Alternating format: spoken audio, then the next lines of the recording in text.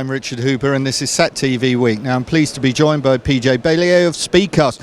PJ, we've spoken many times before, but for the last 12-15 months you've been on a big acquisition trail. You bought up several companies. How difficult is that to assimilate those into your operation?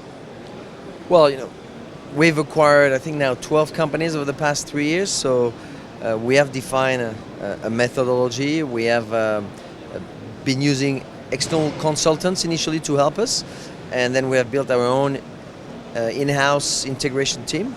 So we have a pretty well-defined methodology with different work streams per functions, and it's been working well. And we do not underestimate the amount of work required. We have long-term projects that are ongoing in the background. For example, we're putting in place a new ERP.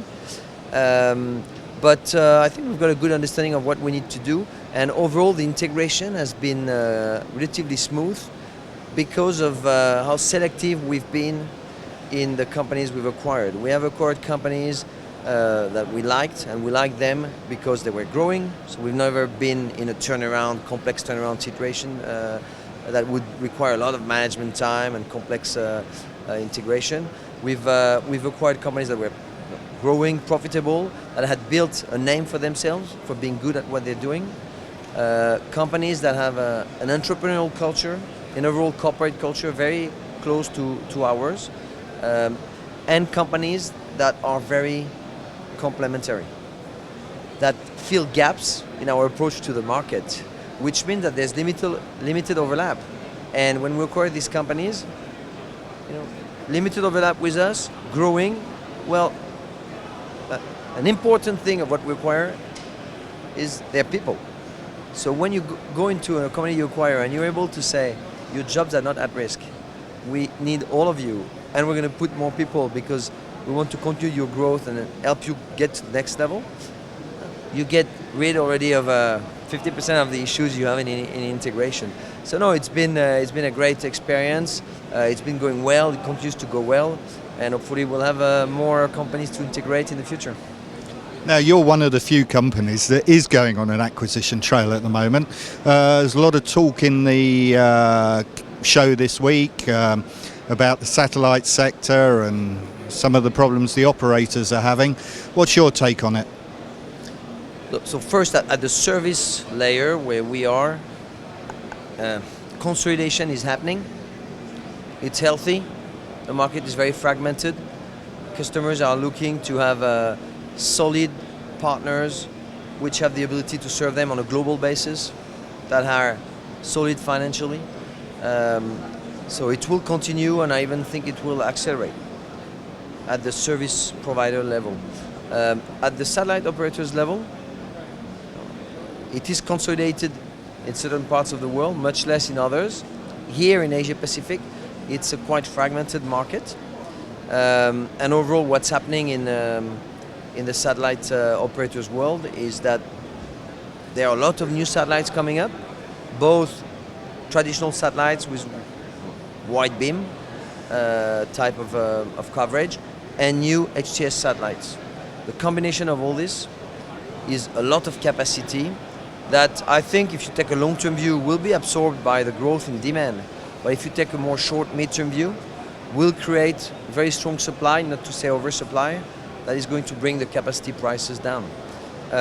This is good news for us because probably going to be able to lower the cost of our capacity, and maybe do things differently, approach opportunities that were not available to us before, and also I think these economies of scale we're creating, this additional buying power, to call it as it is, that we have because of our growth and our scale today, will certainly help us also continuously improve, as we have over the past 5 years now, our profitability. So I think it's a good thing for us, and what matters really, and we should not forget, is that we are in an industry where there is a lot of growth potential, and it's about how we capture it, and for that we're working more and more closely with satellite operators. Now, as HTS satellites come out, how's it changing your life as a service provider? When I am joking about it, I'm saying I'm still trying to understand HTS. So we've spent a lot of time over the past 12, 18 months with our capacity management team, our engineering team, to try to understand HTS satellites and where we can use them to the benefit of our customers. And when I talk about the benefit of our customers, it's really about the value we create for these customers. A number of our customers put other considerations before the price. It's about reliability, it's about the quality of the support, it's about a lot of other things before the price. And of course the price is one of the criteria they're looking at, and we need to be competitive, and we need to be in line with the market levels. But more importantly, it's about how can we improve their customer experience, and HTS can contribute to that with higher power, better resistance to rain fade, for example, versus traditional wide beam satellites, because we've got more power to mitigate rain. So we're still doing this work of trying to understand where HTS comes into the picture. It's not going to be in all HTS world. Okay, we will continue to use wide beams for a number of applications and customers, but there are areas where HTS will bring value to SpeedCast and to our customers, and we will be using it. So we're already using some HTS satellites. O3b is a good example. And we're looking at overlaying some HTS beams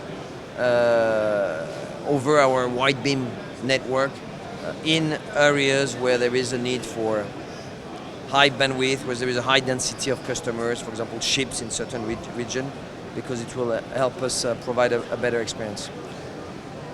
When we first talked about HTS satellites, some people were talking about it as the game changer. Yeah. Is it a game changer? I think it's a game changer, but it is not going to replace everything that's out there. We will continue to use wide beam C-band, we'll continue to use wide beam Ku-band, we'll use high throughput spot beams in Ku-band, in K-band. It's giving us additional options and better options for certain requirements, while for others what we have today remains a better option. So it is a game changer for certain applications and certain customers, but not for all. PJ, thank you very much. Thank you.